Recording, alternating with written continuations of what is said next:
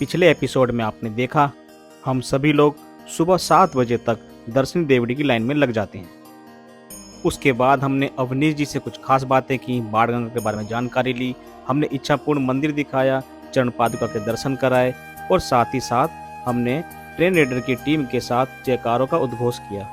उसके बाद हमने आपको यक्षोम पॉइंट दिखाया।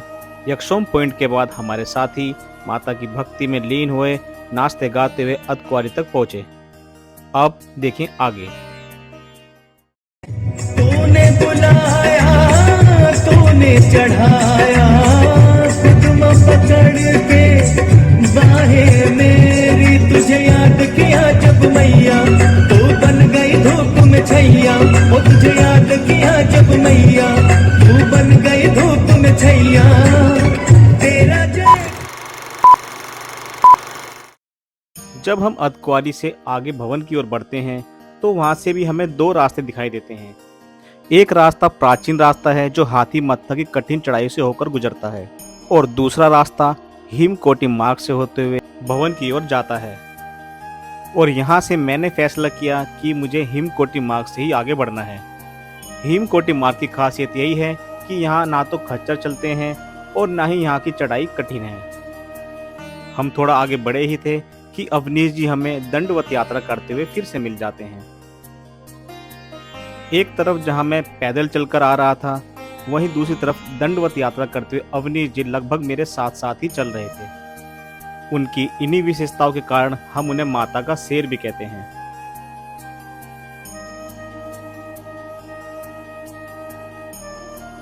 हिमकोटि मार्ग की एक विशेषता ये भी है कि यहाँ पर प्रकृति के सुंदर नज़ारों के हमें दर्शन आराम से हो जाते हैं।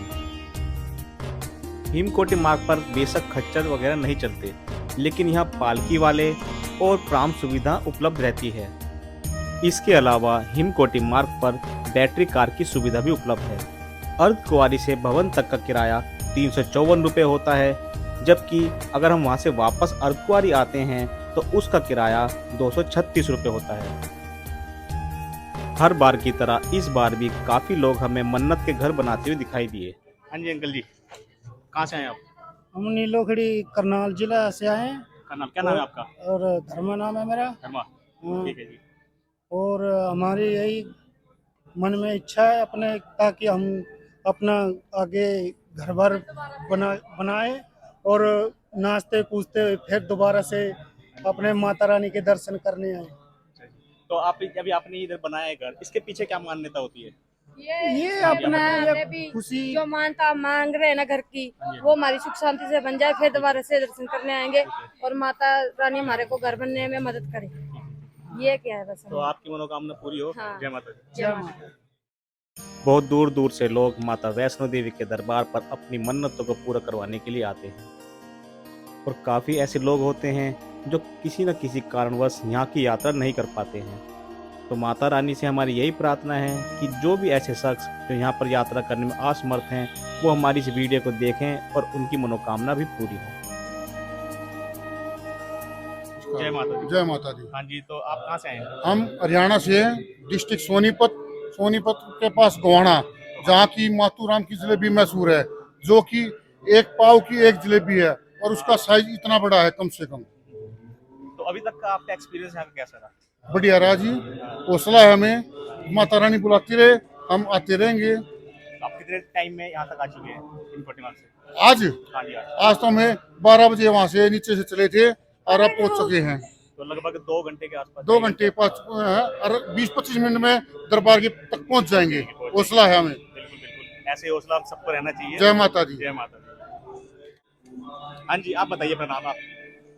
मेरा नाम ज्योति है। ज्योति जी, तो ज्योति जी आप अभी तक का आपका एक्सपीरियंस कैसा रहा यहाँ तक का? Much better. Much better. तो नीचे से आप यहाँ तक आए हो, कितना टाइम आपको लगा यहाँ तक आने में? 1.5 hour 1.5 ठीक है। तो अभी तक आप कहाँ से वैसे? From Jhajjar. From Jhajjar. Jhajjar from Silani gate. Shilani gate, ठीक है। तो जय माता दी। जय माता दी। मेरा नाम दक्षित है। दक्षित, दक्षित कहाँ से आए आप? मैं गोहाना से आया हूँ। गोहाना से आए हैं आप। तो आपको कैसा लगा, पहली बार आए हैं यहाँ पर? हाँ, पहली बार आया हूँ। पहली नहीं, बार? तीसरी बार तीसरी बार आए आया आप। हूँ। हाँ, तो आपका थकान महसूस हुई कुछ? बहुत ज्यादा। बहुत ज्यादा थकान महसूस हुई। जय माता दी। माता दी। तो ठीक है, आपका एनर्जी लेवल ऐसे ही हो जाएगा। जैसे उन्होंने बताया नाथूराम की जलेबियाँ बहुत खाते हैं वो। माथुराम की जलेबियाँ मशहूर है चौक। तो जय माता दी की। जय माता। जैसे जैसे हम इस मार्ग से आगे बढ़ते हुए जा रहे थे, उसी प्रकार प्रकृति की सुंदरता और भी ज्यादा बढ़ती जा रही थी।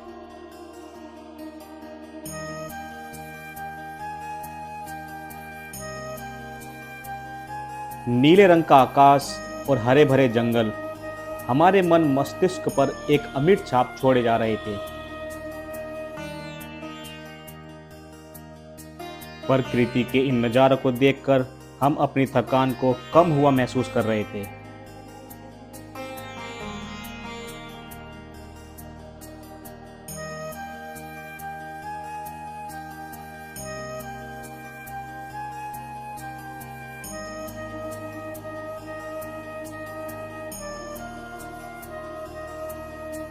इस मार्ग पर चलते चलते एक ऐसा पॉइंट आता है जहां से हमें माता वैष्णो देवी के दरबार के प्रथम दर्शन हो जाते हैं।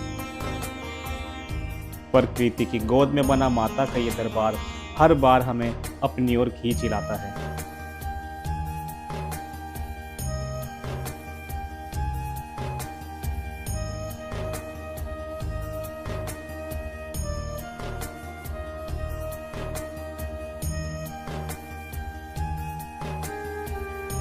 जैसे जैसे माता का भवन निकट आ रहा था, तापमान में उसके साथ साथ भारी गिरावट होती जा रही थी।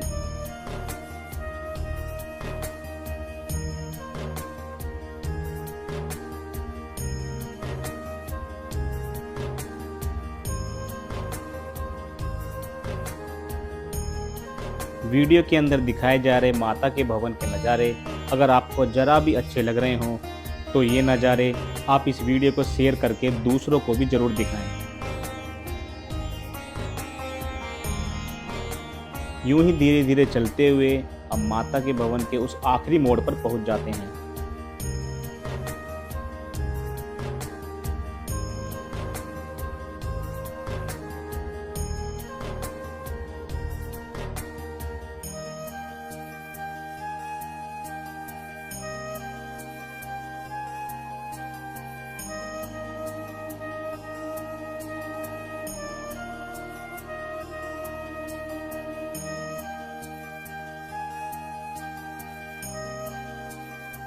तो आइए इस वीडियो के सहारे महसूस करते हैं माता के भवन की इस चहल पहल को।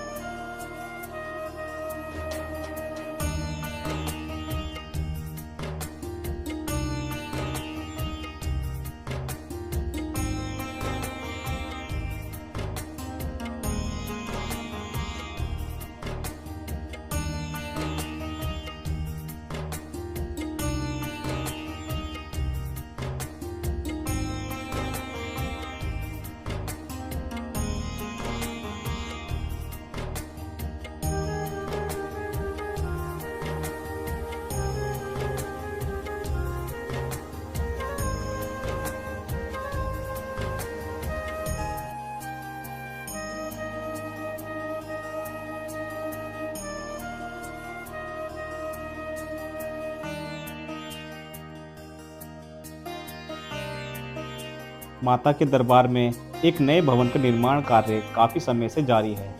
उस भवन का नाम गौरी भवन रखा गया है। जहाँ तक हमें समझ में आया, ये गौरी भवन अब तक लगभग 80% तक तैयार हो चुका है।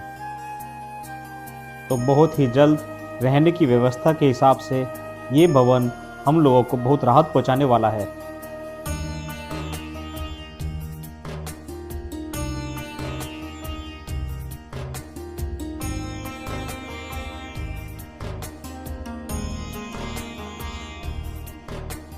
फिलहाल मैं पहुंच चुका था मनोकामना भवन। मनोकामना भवन के अंदर ही हमारे डॉर्मेट्रीज बुक थे, तो माता रानी के दर्शन करने के बाद आज हमें यहीं रुकना था। लेकिन अभी तक हमारे साथ के बाकी लोग यहाँ तक नहीं पहुँचे थे। अब जब तक बाकी लोग आते हैं, हम पीते हैं एक कप चाय।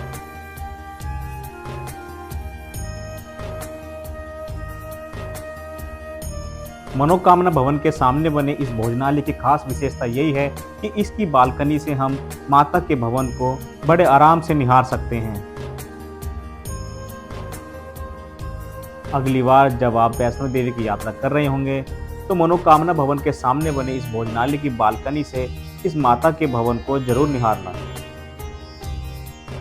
थोड़ी देर बाद बाकी के साथी भी मनोकामना भवन के भोजनालय में पहुंच जाते हैं और हम सब मिलकर अपने डॉर्मेट्रीज की ओर प्रस्थान करते हैं।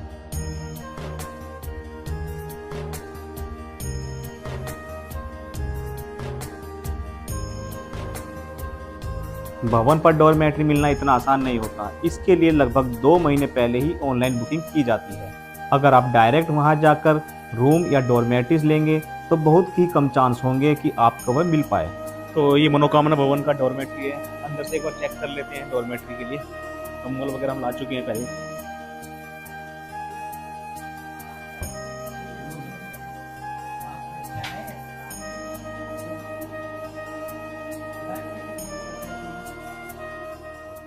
कैसा एक्सपीरियंस रहा डॉर्मेट्री का? बहुत अच्छा रहा। हाँ। और यहाँ के हिसाब से जिस तरह का मौसम यहाँ पे उस हिसाब से बहुत अच्छा है। आराम मिल रहा है ना थकान के बहुत बाद? अच्छा है, एक नंबर का गर्माहट आराम है ना मिल रहा कंबल के है। अंदर? एकदम अगर गर्माहट वहाँ से। सामने धर्मशाला में सोते तो वहाँ- कंबल भी काफी नहीं रहते। वहाँ पे बहुत खराब स्थिति रहता, बट यहाँ पे इतना अच्छा सुविधा है कि बहुत अच्छा सुविधा मिल रहा है। पर डॉर्मेट्री मिलते ही मुश्किल से भी थोड़ी संख्या कम है इसलिए मिल भी गया। इधर का तो पूरा खाली है अभी। केवल 10 हम लोगों के, ये 5 नीचे 5। आप बताओ। जय माता दी। आप बताओ डॉर्मेट्री का एक्सपीरियंस कैसा रहा आपका? बहुत अच्छा रहा। अच्छा जी। कैसा और लग रहा है यहाँ बहुत पर अच्छा, आकर डॉर्मेट्री के बहुत अंदर? अच्छा लग रहा है। ये ऑनलाइन बुकिंग हो गई इसलिए हम लोगों को मिल भी गया। हाँ। नहीं हमें मिलता भी नहीं है। हम पिछली बार आए थे यहाँ पे, हमें हम्म। बाहर सोना पड़ा, अच्छा। फुटपाथ पे सोना पड़ा था। जो ये हाँ, बाहर बाहर बरामदे में। बरामदे से भी बाहर, अच्छा अच्छा। बिल्कुल जहाँ पर हम जहाँ पे दर्शन के ट्रैक लिए जाते हैं, यात्रा ट्रैक जो है। हाँ वहाँ पर हमने वही बिछाया और ओढ़ा भी वही कंबल। और यहाँ यहाँ तो काफी सुविधा है, बहुत अच्छा है। गर्माहट है रजाई के अंदर? बिल्कुल बहुत गर्माहट है, बहुत अच्छी रजाई है, बहुत ही सुकून है। माता जी के दरबार में इतनी सुविधा मिला, इतना बहुत है। रात के तकरीबन 10 बजे मैं, आयुष व अन्य साथी भोजन के लिए भोजनालय गए। आपके लिए स्पेशल खाना आइए। हमारी जिद यही थी कि हम माता रानी के प्राचीन गुफा से ही दर्शन करें और उसके लिए हमारे पास केवल एक यही हिंट थी कि दर्शन रात को 12, साढ़े 12 या 1 बजे के आसपास ही किए जाएं, क्योंकि उस दौरान भक्तों की संख्या कम होती है और प्राचीन गुफा को खोल दिया जाता है।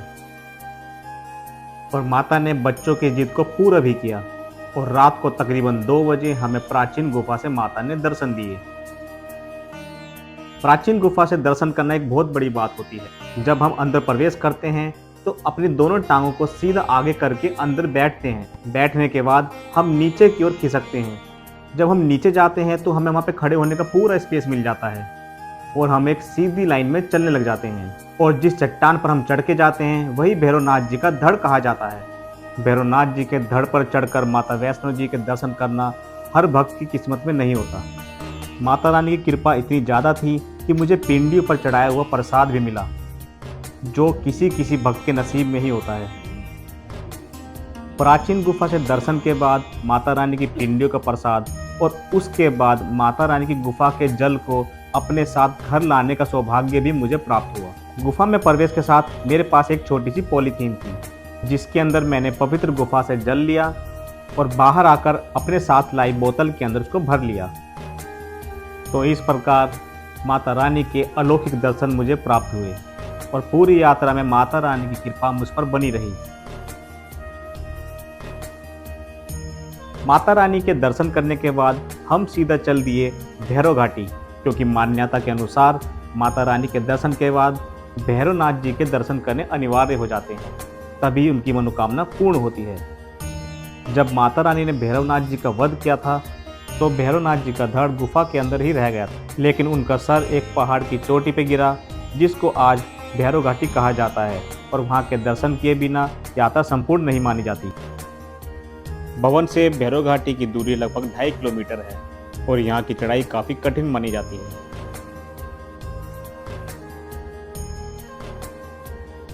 अभी जो आप दर्शन कर रहे हैं यही हैं भैरवनाथ जी, जिनके साथ हनुमान जी की प्रतिमा भी शामिल है। प्राचीन गुफा में दर्शन करने के बाद भैरवनाथ जी के दर्शन किए और इस प्रकार हमारी यात्रा संपूर्ण हुई। भैरवनाथ जी के दर्शन करने के बाद हम वापस आकर डॉर्मेट्री में सो गए और सुबह हम उठे और कटरा के लिए प्रस्थान करने लगे।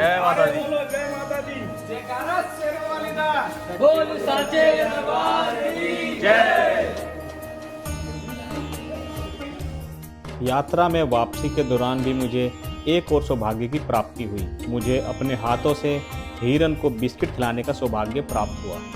प्राचीन गुफा से दर्शन करना, पिंडियों पर चढ़ाया हुआ प्रसाद और उसके बाद गंगा जल को घर ले जाना और अब हिरन को अपने हाथों से खिलाना। जीवन में ये सब मौके एक साथ शायद ही किसी को मिले।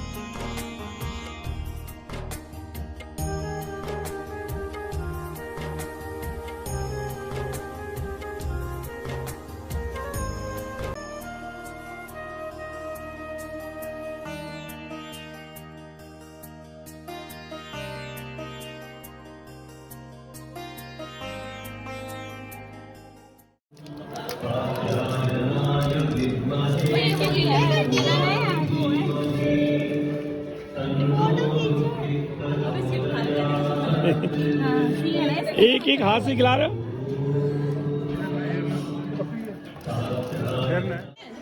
फोकस लेना।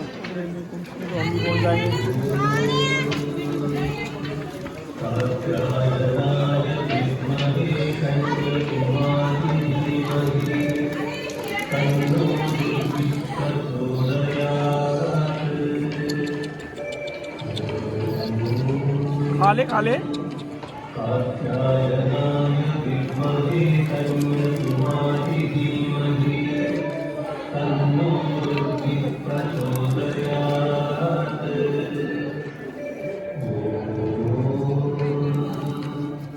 बस मम हो गई मम।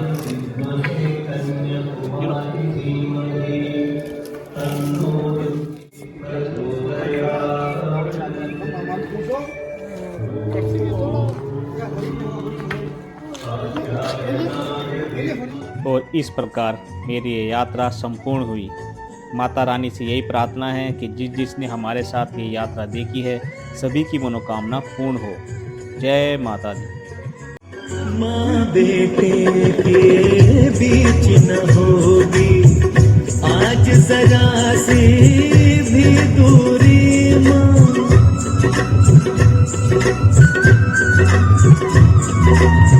माँ बेटे